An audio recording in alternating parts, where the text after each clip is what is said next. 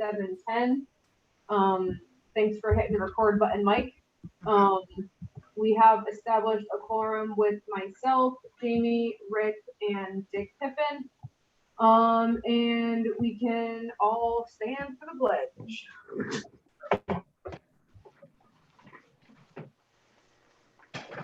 Allegiance to the flag, United States of America, to the republic, stands one nation under God, indivisible, with liberty and justice for all. Perfect. All right, so our one order of business is the show cause hearing for 222 through 232 South Main Street, also known as Route 5, Balch Bridge Street Corporation, cease and correct order. Ruth, I will pass it over to you. Okay. I just want to go over some of the objectives. Mike D'Amato and I met with Diane Whitney. She is an attorney with Pullman and Comley, who is the firm we use for our town attorney needs. And the reason we did that is because Mr. Balch had declined this second show cause hearing that was scheduled. So we wanted to know what our enforcement process should be to make sure we lay the right foundation. So she advised us to hold the hearing and get the enforcement issues on the record to put us in a solid, give us a solid foundation. And so the objective for the commission tonight is to have me put what I have into the record, deliberate on whether or not you want to keep the order enforced, or withdraw, at your discretion. So that was the cease and restore order. And then depending on the outcome of that is the decision or a motion on whether or not to pursue legal action. And then the next steps would happen with me in the office working with the town attorney's office and Mike D'Amato to move things forward. So I'll start by just reviewing kind of a timeline of events. There is information that was attached with the agenda. There's a link to it on the website that has the order, the original order that was issued November 4th, as well as a reissue of that order December 3rd. That's all in one PDF. You'll see all of them with the photos in there. So originally, I was asked to go look at this site by Rebecca on October 15th because it looked like there was evidence of truck traffic coming and going from the property. I did that, got back to Rebecca and explained that it looked like there was a large area where grading had taken place. And then there was a bit of a gap. It was kind of a one-man show there for a while at Town Hall. We had someone out for a 3-week period. But the day she came back, we got a phone call, a complaint on November 4th that someone had seen trucks coming and going from the site, and the person was sure that they were bringing fill into the area. So I went out there with a colleague, and we made a site inspection and found that there was a very large area of fill in the regulated floodplain. And that day issued a cease and desist order, or sent one by way of certified mail to James Balch, care of Balch Bridge Street Corporation. And he received the notice on November 9th. Within that order, we asked for a restoration plan to be submitted within 30 days. That came and went on December 9th. We've not received anything to date. As you know, we had an original show cause hearing date set for November 25th. And on the 24th, Mr. Balch's office called to decline attendance. And we addressed that at the December meeting, December 2nd meeting of the agency, inland wetlands agency, and the commission asked that the order be reissued, and we set a new hearing date, which we did. We set it for today. That was sent out on December 3rd. On December 7th, Mr. Balcher's office called again to say he wasn't going to be here. And so, let's say December 8th, I observed the property behind Baggett's. There didn't seem to be any activity going on at the time. On the 10th, we met with the town attorney's office. And on just this afternoon, I went back out there, and I do have a picture from up above by the greenhouses in the corner there. You know, the evidence that it looked like more vehicle traffic had happened, whether it was related to filling or not, I couldn't say, but you know, it was muddy coming and going out of that portion of the site. So that's like a quick overview. I've got it all typed out, and Peg can put it in the minutes for us. I'm going to just share my screen and just show you that I took today, and I could also put up the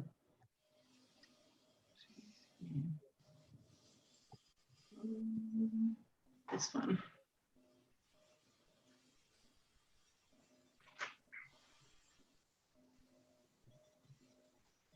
Can everybody see that? No, I gotta hit the share button.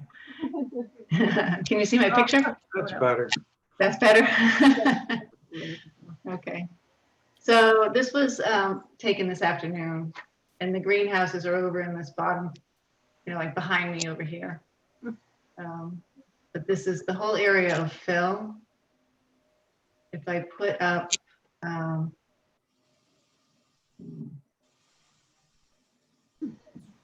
have the other ones on the screen anymore. I was going to show you the letter. I think it's there.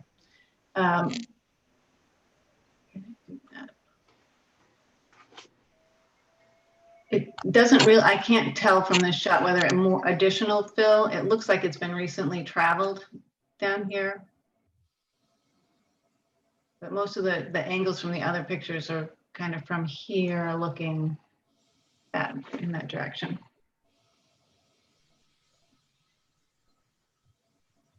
And if you bear with me.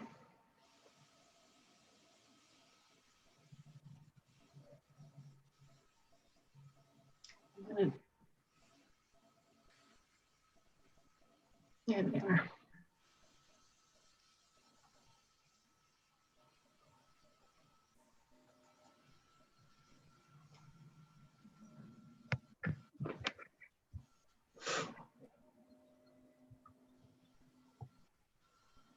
These are the pictures from early November.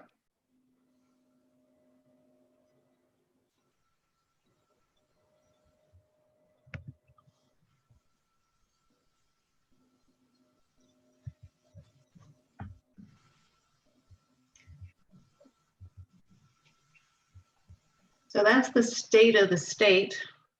At this point, it's, I guess I leave it to the commission to decide whether they want to keep the cease and restore order open. I'll leave it to you to discuss. Yeah, I mean, I'll definitely open up to anybody that has any comments that would like to speak. I mean, I definitely say that something needs to be addressed here. They're right in the wetlands. Rick Osborne here. Can't we get the Army Corps of Engineer and the DEEP involved? You know, this is in the floodplain. They're not supposed to put anything down there.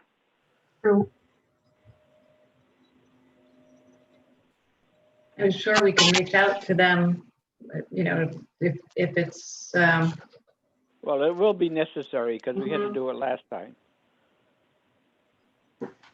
Ruth, this Yeah. is Jamie. Have you determined by punching in the address whether it is in fact within a FEMA special flood hazard area? I can do that pretty easily. Do you want me to try to do that right now? Ruth, if you open up the GIS, Yeah. ecdctmapgeo.com and go to that site, there is a floodplain Yeah. down there. I just have to let me just close some things. And hopefully not close them by mistake. All right, let's move some things down. Yeah, all right.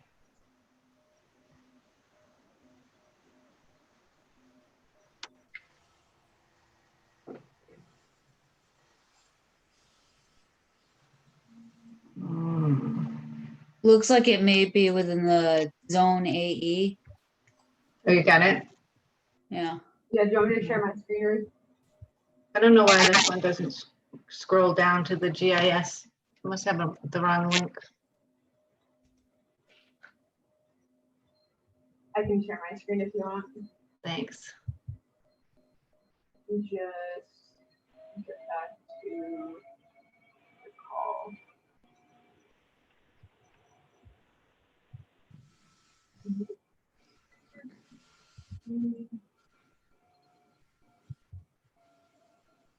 Oops.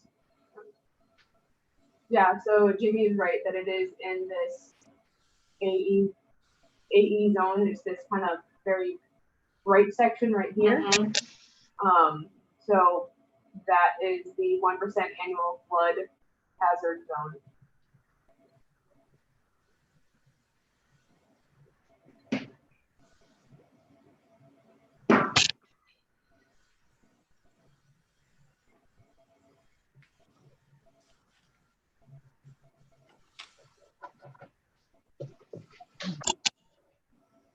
What's the orange area? That is the 0.2% annual chance flood hazard zone.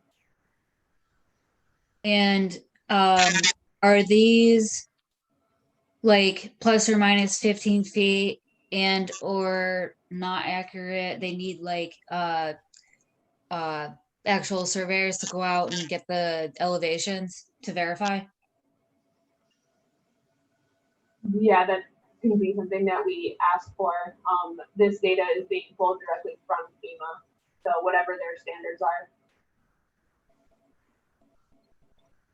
But I would definitely be curious to see what and how the elevation has changed since they've done this fill-in. I wonder, is there an existing site plan for this property, particularly because it's commercial and or surrounded by commercial with likely existing surveys? And as part of resolution, can we request that the alleged violator obtain surveying to verify those elevations and determine if it is within the floodplain?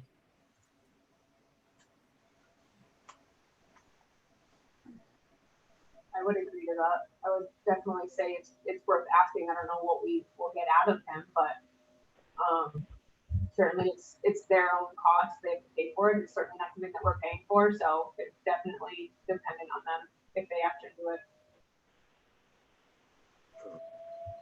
Comment on this one.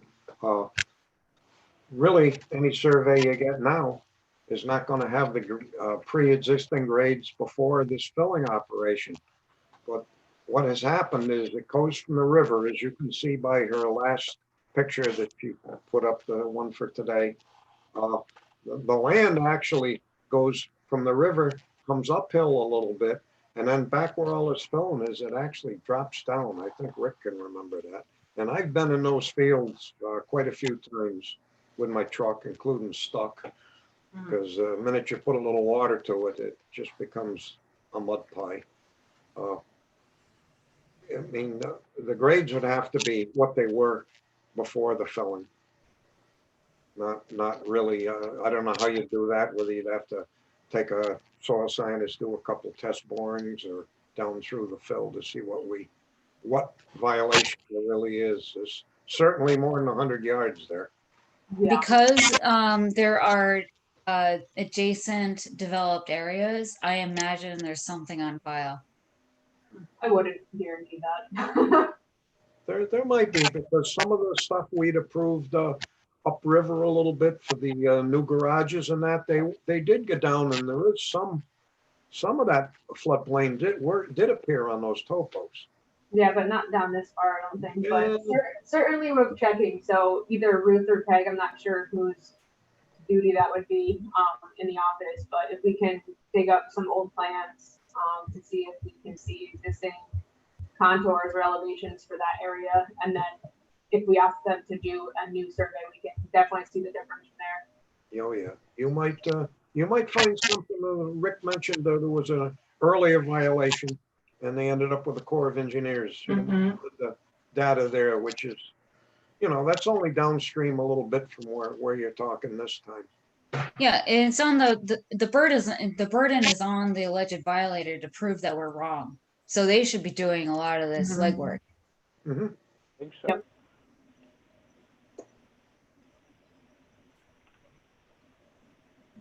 But they won't. So, I guess the one thing we need is for the commission to decide whether to leave the order open or not, formally, for the record.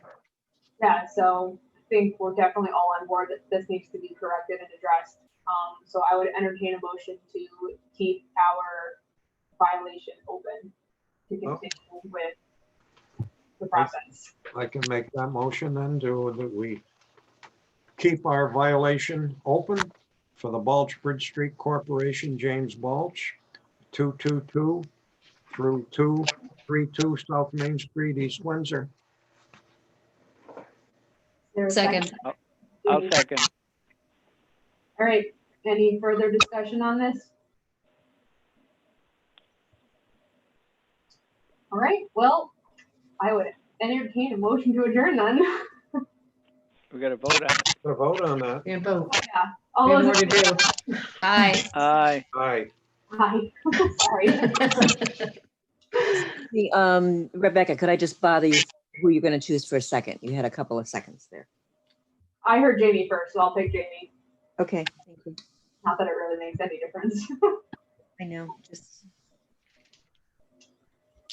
Okay, well then, now I can accept the motion to adjourn. Go ahead, Jim. Not yet, not yet. I have a question for you. Okay, Please. So the other question, we talked about Army Corps and DEP. Are you interested in pursuing legal action? So I don't know if I should interject. I don't know if that was a question specifically for Rebecca. No, to the commission. So I would recommend that you contact Bill Sigmund again as the supervisor for the North region Mhm. and just simply request a permit determination and or recommendation, on that, to that effect. I think this is within the town's jurisdiction. I'm not sure, what the state or the feds would have, say as far as when you said, quote, like legal. So the reason I asked that, Jamie, was because we've sent the order twice. We've had 2 show hearings that he has declined. If we're going to give him another opportunity, it might have more clout if it came from our town attorney's office than from the planning office.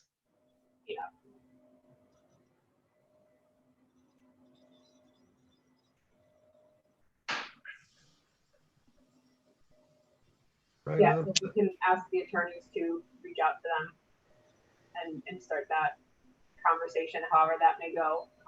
At least make the effort to say that we would like them to look into this more, and go from there.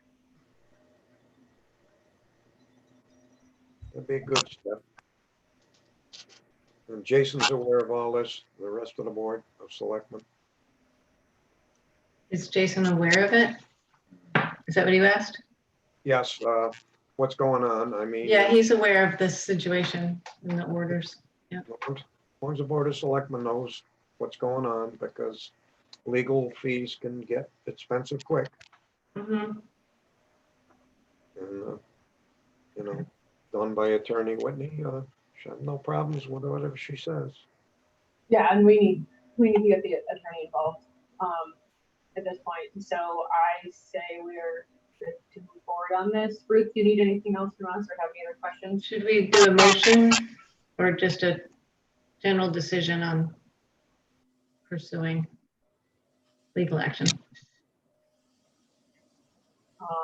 I would say that just make it noted in our minutes, that we have discussed it on this show cause hearing meeting, and that we're keeping it open. I think we don't need a motion for that.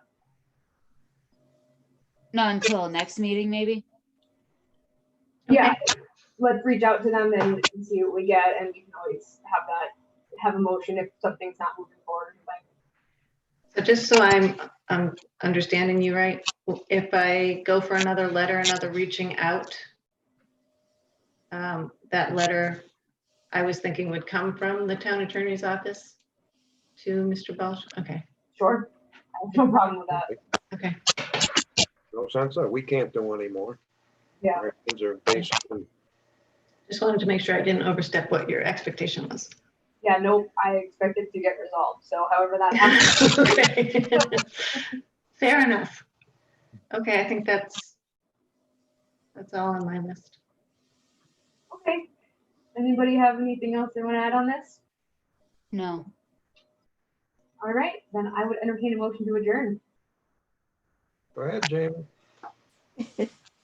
Your turn. Motion to adjourn. Second. All in favor? Aye. Aye. Have a Merry Christmas. Hey, everybody. Good Merry night. Christmas, Thank Happy you. New Year, Aye. and Merry talk Christmas. in January. Put the voice down, Jack. Bye, everybody. Bye. Thank you, Mike, for recording.